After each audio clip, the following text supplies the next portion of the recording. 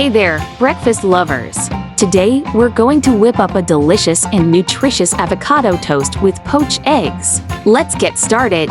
First, let's toast some whole grain bread.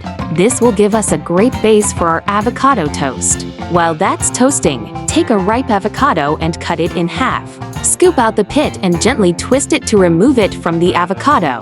Scoop out the avocado into a bowl. Now, mash the avocado until it's smooth and creamy. Season with a pinch of salt and pepper to enhance the flavors. Once that's done, spread the avocado mixture onto your toasted whole grain bread. It should look like this, nice and green. Next, let's poach an egg. Add some white vinegar to the water for extra stability.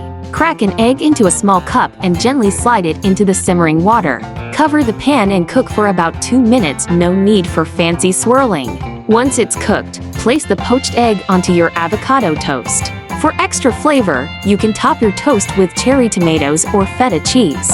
And there you have it, a tasty and nutritious avocado toast with poached eggs. Enjoy your meal, my friend. Thank you for joining me in this culinary adventure. If you enjoy these recipes, don't forget to follow and subscribe for more delicious dishes. Until next time, happy cooking!